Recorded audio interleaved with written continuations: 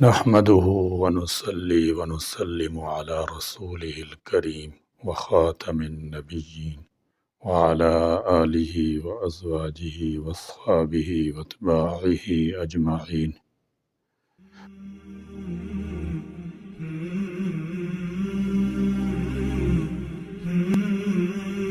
ہم سب کو چاہیے کہ اپنا تعلق اللہ تعالیٰ اور اس کے برگزیدہ بندے سیدنا حضرت محمد مصطفیٰ احمد مجتبیٰ رسول اللہ صلی اللہ تعالیٰ علیہ وسلم کے ساتھ مضبوط کریں۔ اپنی زندگی کے ہر کام کو رسول اللہ صلی اللہ تعالیٰ علیہ وسلم کی سنت کے مطابق کریں۔ یاد رکھیں، جس قدر کسی کا تعلق زیادہ مضبوط ہوگا، اسی قدر آپ اللہ تعالیٰ اور رسول اللہ کے زیادہ قریب ہوں گے۔ غور کریں کہ صحابہ کرام رضی اللہ تعالی عنہم میں رسول اللہ صلی اللہ تعالی وسلم کے ساتھ سب سے زیادہ تعلق سیدنا حضرت ابوبکر صدیق رضی اللہ تعالی عنہ کا تھا۔ اللہ تعالیٰ نے تمام صحابہ کرام سے زیادہ مقام و مرتبہ بھی سیدنا حضرت ابوبکر صدیق رضی اللہ تعالی عنہ کو دیا۔ تمام صحابہ کرام رضی اللہ تعالی عنہم نے اپنا تن، من اور دھن سب کچھ اسلام کے لیے قربان کر دیا تھا۔ وہ رسول اللہ صلی اللہ تعالی علیہ وسلم کے وفادار، مخلص اور جانثار تھے۔ یہی وجہ ہے کہ اللہ تعالیٰ جل شانہ نے انہیں دنیا میں جنت کے سرٹیفکیٹ عطا فرما دیے۔ اس کے لیے ضروری ہے کہ ہم بھی اپنے پیارے نبی کریم صلی اللہ تعالی علیہ وسلم کی زندگی کا مطالعہ کریں، یا سیرت پر لیکچر سنیں، بیان سنیں، تقاریر سنیں، ویڈیو سنیں، اور دوسروں کو اور اپنے اہل خانہ کو اس کی ترغیب دیں۔ جہاں بھی نبی کریم صلی اللہ تعالی علیہ وسلم کا نام مبارک آئے تو صلی اللہ تعالی علیہ وسلم کا ورد رکھیں۔ حضور رسالت مآب صلی اللہ تعالی علیہ وسلم نے جس وقت دعوت اسلام شروع کی، عرب معاشرہ مسائل کا جنگل بنا ہوا تھا۔ طبقاتی، اقتصادی، معاشرتی، اخلاقی اور سیاسی مسائل کا جھاڑ جھنکار اس طرح اگ آیا تھا کہ زندگی تلخ ہو کر رہ گئی تھی۔ حضور نبی کریم صلی اللہ تعالی علیہ وسلم نے شاخوں کی طرح متوجہ ہونے اور انہیں تراشنے کاٹنے میں وقت ضائع کرنے کی بجائے جڑ کی طرف توجہ دی، اور اپنی دعوت کا آغاز یا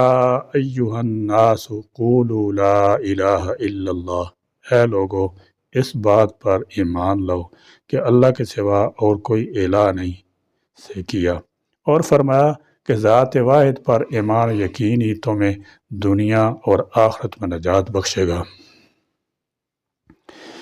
اس لیے کہ انسانی زندگی میں ساری خرابیاں اس تصور سے پیدا ہوتی ہیں کہ اللہ کا یا تو کوئی وجود ہی نہیں ہے،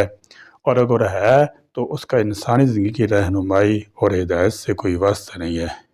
انسان آزاد ہے کہ اپنے لیے جیسا چاہے ضابطۂ حیات بنائے، اور اپنی مرضی سے جب چاہے اس میں ترمیم و تغیر کرے اور تبدیلی کرے، اور وقت کے تقاضوں کے مطابق ڈالتا رہے۔ وہ اپنی دنیا کی زندگی کا کسی اعلیٰ تر ذات کے آگے جواب دہ نہیں ہے، اور نہ یہ کہ اسے کسی ایسی ذات کے سامنے حاضر ہونا ہے۔ انسان چاہے فرد واحد ہو یا کسی معاشرے کی بہترین دماغوں پر مشتمل کوئی گروہ، جماعت، بہرحال اس کی نظر بھی محدود ہے، اور اس کے ذاتی میلانات، جذبات اور عواطف بھی ہیں جن سے اس کا ساختہ پرداختہ کوئی قانون اور ضابطہ کے مخصوص رنگ لیے بغیر نہیں رہ سکتا۔ اس طرح ایسے قانون کی بنیاد ہی میں خرابی مضمر ہوتی ہے، جو عمل کی کسوٹی پر اور زیادہ وسیع ہوتی جاتی ہے۔ اس خرابی کو دور کرنے کے لیے ایک نیا قانون اپنی زندگی کا ضابطہ خود بنائے، خرابیوں پر خرابیاں جنم دیتا ہے، اور ایک ایک خرابی کی کھوک سے کئی کی خرابیاں پیدا ہوتی ہیں، جن سے رفتہ رفتہ پوری انسانی زندگی داغ داغ ہو جاتی ہے۔ اس لیے اللہ کے فرستادہ داعیان حق اپنی دعوت کا آغاز اس مقام سے کرتے ہیں جہاں پہلے قدم پر خرابیوں کے منبع کا منہ بند ہو جاتا ہے۔ وہ کہتے ہیں کہ انسان کی زندگی کا نظام اور ضابطہ دینے کا حق صرف اللہ تعالی جل شانہ کا ہے۔ وہ جس طرح اس کائنات کا تکوینی فرمانروا ہے، اسی طرح تشریعی حکمران بھی ہے۔ انسانی معاشرے پر اسی کا قانون چلنا چاہیے، اور چونکہ وہ انسان کی فطرت کا خالق اس کی جذبات و عواطف کی کمزوریوں اور خوبیوں، اس کی ضروریات مفادات سے اچھی طرح باخبر ہے، اس لیے اس کا قانون اور ضابطۂ حیات ان تمام نقائص سے پاکیزہ اور منزہ ہے، جو انسان کے بنائے ہوئے قوانین اور نظام ہائے زندگی میں پائے جاتے ہیں، جن میں بار بار کی ترمیم میں اضافہ سے نہ صرف یہ کہ پہلے سے موجود نقائص دور نہیں ہوتے بلکہ نئے نئے نقائص پیدا ہو جاتے ہیں۔ رسول اللہ صلی اللہ تعالی وسلم کی دعوت کا نقطۂ آغاز بھی یہی تھا۔ حضور نبی کریم صلی اللہ تعالی علیہ وسلم نے اس انقلابی کلمہ کی بنیاد پر جس نے سنگ و خشت اور گوشت پوش کے سارے خداؤں کی نفی کر دی تھی، ایک نیوکلیس وجود میں لانے کی طرف اپنی ساری توجہ مرکوز کر دی، جس کے ارد گرد آگے چل کر اسلامی معاشرہ اور اسلامی ریاست قائم کی جانے والی تھی، ایک ایسی جماعت کی تشکیل جو ان اصول نظریات پر نہ صرف ایمان کامل رکھتی ہو جن کی دعوت حضور اکرم صلی اللہ تعالی وسلم دے رہے تھے، بلکہ اس کے سانچے میں اپنی زندگی کو عملاً ڈال دے اور پھر انہیں پورے معاشرے اور ریاست پر نافذ کرے۔ حضور اکرم صلی اللہ تعالی علیہ وسلم نے مکہ کی زندگی کا پورا عرصہ اس نیوکلیس کی تعمیر، اس کی نظریاتی اور اخلاقی تربیت میں صرف کیا۔ ہجرت کے بعد مدینہ میں اس نیوکلیس کے ارد گرد اسلامی معاشرہ بنا، اور یہی اسلامی معاشرہ دنیا بھر میں اسلام کی اشاعت و توسیع کا سبب بنا۔ اسی نیوکلیس نے اسلامی ریاست کی تشکیل میں بنیادی کردار ادا کیا، جو قیامت تک دنیا کے کسی بھی حصے میں قائم ہونے والی اسلامی ریاست کا عملی نمونہ قرار پائی۔ ایک مرتبہ سرداران قریش ارمکہ میں بیٹھے ہوئے یہ سوچنے لگے کہ آخر اتنی تکالیف اور سختیاں برداشت کرنے کے باوجود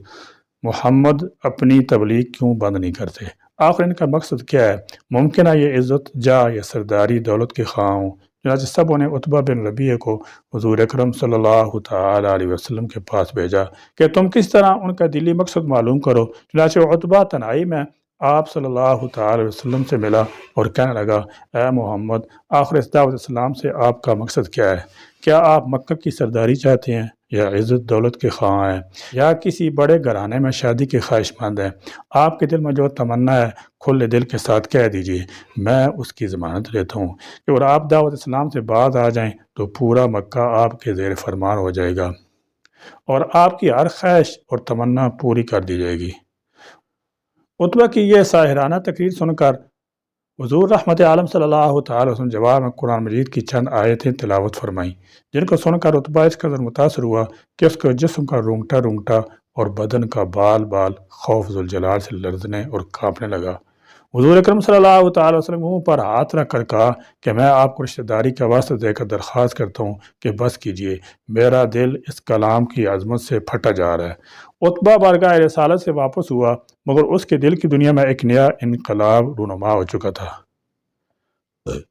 عتبہ ایک بڑا ہی ساحر اللسان خطیب اور انتہائی فصیح بلیغ آدمی تھا۔ اس نے واپس لوٹ کر سرداران قریش سے کہہ دیا کہ محمد جو کلام پیش کرتے ہیں وہ نہ جادو ہے، نہ کہانت، نہ شاعری، بلکہ وہ کوئی اور ہی چیز ہے۔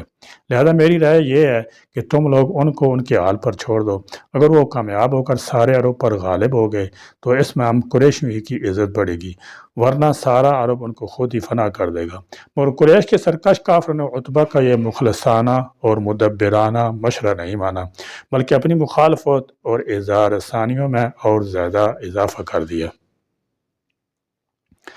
کفار قریش میں کچھ لوگ صلح پسند بھی تھے، وہ چاہتے تھے کہ بات چیت کے ذریعے صلح و صفائی کے ساتھ معاملہ طے ہو جائے۔ چنانچہ قریش کے چند معزز رؤساء ابو طالب کے پاس آئے اور حضور اکرم صلی اللہ تعالی علیہ وسلم کی دعوت اسلام اور بت پرستی کے خلاف تقریروں کی شکایت کی۔ ابو طالب نے نہایت نرمی کے ساتھ ان لوگوں کو سمجھا بجھا کر رخصت کر دیا،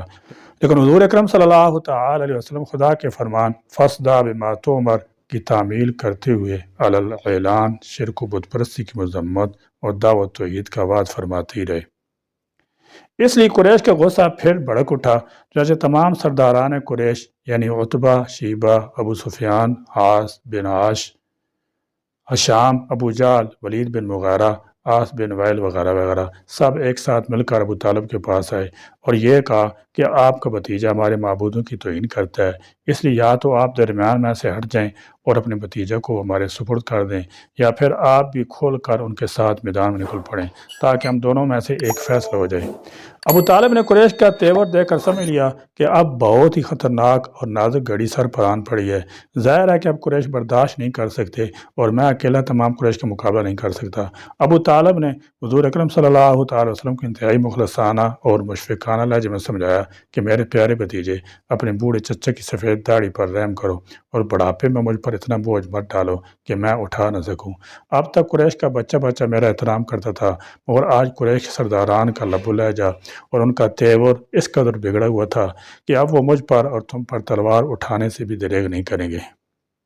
لہذا میری رائے یہ ہے کہ تم کچھ دنوں کے لیے دعوت اسلام موقوف کر دو۔ اب تک حضور صلی اللہ تعالی علیہ وسلم کے ظاہری معین و مددگار جو کچھ بھی تھے وہ صرف اکیلے ابو طالب ہی تھے۔ حضور صلی اللہ تعالی علیہ وسلم نے دیکھا کہ اب ان کے قدم بھی اکھڑ رہے ہیں۔ چچا کی گفتگو سن کر مگر جذبات سے بھری ہوئی آواز میں فرمایا کہ چچا جان، خدا کی قسم، اگر قریش میرے ایک ہاتھ میں سورج اور دوسرے ہاتھ میں چاند لا کر دے دیں تب بھی میں اپنے اس فرض سے باز نہ ہوں گا۔ یا تو خدا اس کام کو پورا فرما دے گا یا میں خود دین اسلام پر نثار ہو جائیں گا۔ حضور اکرم صلی اللہ تعالی وسلم یہ جذباتی تقریر سن کر ابو طالب کا دل پسیج گیا اور وہ اس قدر متاثر ہوئے کہ ان کے ہاشمی رگوں کے خون کا قطرہ قطرہ بھتیجے کی محبت میں گرم ہو کر کھولنے لگا اور انتہائی جوش میں آ کر کہہ دیا کہ جان عم، جاؤ، میں تمہارے ساتھ ہوں، جب تک میں زندہ رہوں کوئی تمہارا بال بیکا نہیں کر سکتا۔ مکہ کی زندگی میں کفار نے ایسی پیشکشیں کی جن سے بغیر مشکلات و مصائب سے نجات ملتی تھی اور اقتدار کی باغ دوڑ ہاتھ میں آتی تھی، لیکن حضور اکرم صلی اللہ تعالی علیہ وسلم نے اس قسم کی ہر پیشکش ٹھکرا دی۔ اس لیے کہ اول تو باطل نظام اقتدار میں کسی حق پرست فرد واحد کی کوئی اہمیت نہیں ہوتی، دوسرے اسے اس نظام کے ساتھ کسی نہ کسی حد تک مسالت کر کے اور اپنے اصولوں میں لچک پیدا کر کے چلنا پڑتا ہے، تیسرے معاشرے کی فکر و نظر میں مطلوبہ تبدیلی لائے بغیر اوپر سے قانون کا نفاذ بعد مصنوعی عمل ہوتا ہے اور اس طرح نافذ کردہ قانون عموماً ناکامی سے دوچار ہو جاتا ہے۔ پھر حضور اکرم صلی اللہ تعالی علیہ وسلم نے دعوت کی توسیع اشاعت کا فطری راستہ اختیار کیا اور مرحلہ وار اقدامات کیے۔ دعوت کا آغاز اپنے گھر والوں، رشتہ داروں اور قریبی ساتھیوں سے کیا، پھر اس کا دائرہ بتدریج پھیلتا چلا گیا۔ پہلے مختلف قبائل میں پھیلی، پھر گرد و نواح کے علاقے کی طرف توجہ دی۔ حضور اکرم صلی اللہ تعالی علیہ وسلم کا یہ تدریجی عمل امت کے داعیان حق کے لیے نمونہ ہے، اس بات کا کہ اسلامی ریاست کسی مصنوعی طریقے سے نہیں بلکہ فطری طریقے سے بتدریج جدوجہد کرتی ہوئی وجود میں آتی ہے اور انہیں تدریجی عمل ہی اختیار کرنا چاہیے۔ اسی طرح پوری دعوت ایک ہی مرتبہ نہیں دے دی بلکہ اس میں بھی تدریج کا خیال رکھا ہے۔ توحید، رسالت اور عقائد ایسے بنیادی امور پہلے ذہن نشین کرائے، پھر عبادات اور معاملات زندگی میں رہنمائی کی۔ داعی حق صلی اللہ تعالی علیہ وسلم نے دعوت اسلامی پھیلانے میں حکمت تبلیغ کا ہمیشہ مد نظر رکھا۔ حضور اکرم صلی اللہ تعالی وسلم مخاطب کی نفسیات، ذہنیت، سمجھ بوجھ اور حالات کو نگاہ میں رکھ کر اور موڈ بھانپ کر موقع مال کے مطابق بات کرتے۔ قریش سے پہلے خطاب عام پر نظر ڈالیے، کوئی صفحہ پر چڑھ کر حضور صلی اللہ تعالی وسلم کو اپنی قوم کو اس انداز میں پکارنا جو کسی بہت بڑے خطرے سے متنبع کرنے کے لیے اس عہد کا معمول تھا، پھر قریشی اکابر کی زبان سے اپنے سادوں کا امین ہونے کے اعتراف کروانا اور اس بہت بڑے خطرے کو دشمن کی غارت گری سے تعبیر کر کے اس حق کی دعوت دینا جس سے محروم رہ کر انسان کی زندگی دنیا اور آخرت میں غارت ہو جاتی ہے۔ اس انداز تخاطب کی ایک ایک کڑی بتاتی ہے کہ بلانے والا انسانی نفسیات، جذبات اور ذہنی کیفیات کا کتنا ماہر اور حکمت دانش کی گہرائیوں سے کس قدر باخبر تھا۔ اس پہلے خطاب عام ہی نے صدیوں سے سوئے ہوئے معاشرے کو جھنجھوڑ ڈالا، ہر ذہن سوچنے پر مجبور ہو گیا۔ جن لوگوں نے مخالفت کی انہوں نے گویا نظریات کی اس جنگ میں ابتدا ہی میں اپنی اخلاقی شکست تسلیم کر لی کہ جس شخص کی صداقت و امانت کی وہ خود گواہی دے رہے تھے اس کی دعوت جھٹلانے کا ان کے پاس کوئی جواز نہ تھا، وہ محض ہٹ درمی اور اندھے تعصب سے کام لے رہے تھے۔ حضور اکرم صلی اللہ تعالی وسلم مخاطب کی کمزوریوں کا خیال رکھتے اور اس کی جاہلی عصبیت کو بھڑکانے والی بات سے ہمیشہ اجتناب فرماتے، کٹر سے کٹر مخالفین کے ساتھ احترام سے پیش آتے، ان کی باتیں اطمینان اور حوصلے کے ساتھ سنتے اور الجھانے کی بجائے ایسا جواب دیتے کہ مخالف سوچنے پر مجبور ہو جاتا۔ عتبہ بن ربیعہ کا واقعہ اس تسلی کی محض ایک مثال ہے اس اکابر قریش حضور صلی اللہ تعالی وسلم سے مسئلہ کی بات چیت کے لیے بھیجتے ہیں اور پیشکش کرتے ہیں کہ آپ صلی اللہ تعالی وسلم جو فرمائیں ہم ماننے کے لیے تیار ہیں، مال چاہتے ہیں مال دیں گے، سرداری کی خواہش ہے اپنا سردار بنا لیں گے، بادشاہ بننے کی تمنا میں یہ سب کچھ کر رہے ہیں تو تاج بھی سر پر رکھ دیں گے۔ حضور صلی اللہ تعالی علیہ وسلم لمبی چوڑ بحث کرنے کی بجائے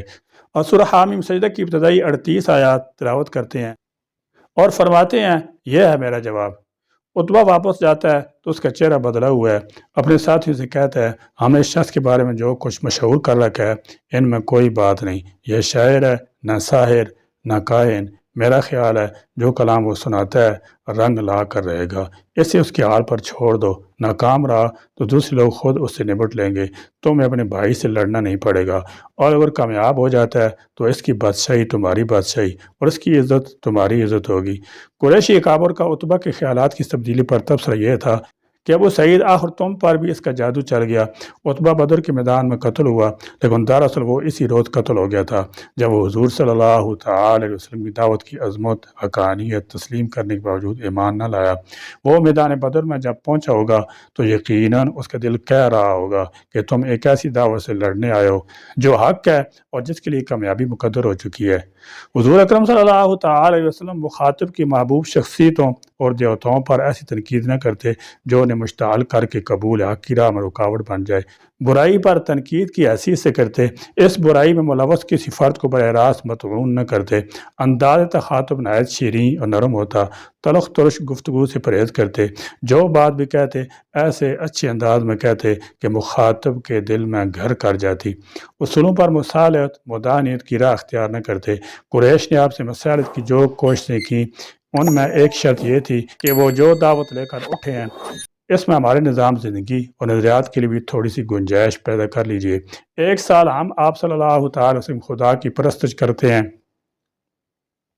ایک سال آپ ہمارے دیوتاؤں کی پوجا کریں، لیکن حضور اکرم صلی اللہ تعالی علیہ وسلم نے اس پیشکش کو خود مسترد کرنے کے بجائے وہی الہی کے ذریعے مسترد کروایا تاکہ مخالف دوبارہ ایسی پیشکش کرنے ہی نہ پائیں، اور یہ خیال وہ اپنے دل و دماغ سے ہمیشہ نکال دیں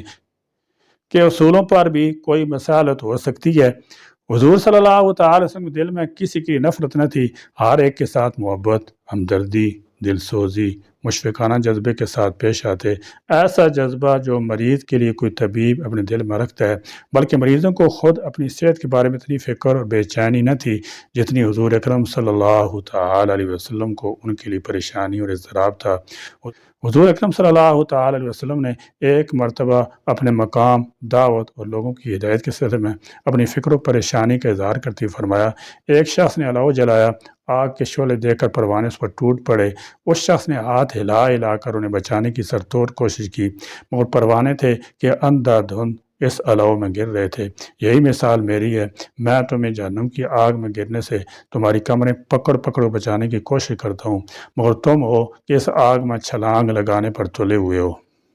سیرت مصطفیٰ صلی اللہ تعالی علیہ وسلم کے مزید واقعات انشاءاللہ تعالی سبق نمبر 40 میں پڑھیں گے۔ اللہ تعالی ہمیں آپ صلی اللہ تعالی علیہ وسلم کی سیرت مطالعہ پڑھنے اور اس پر عمل پیرا ہونے کی توفیق بخشے، آمین۔ وآخر دعوانا الحمدللہ رب العالمین۔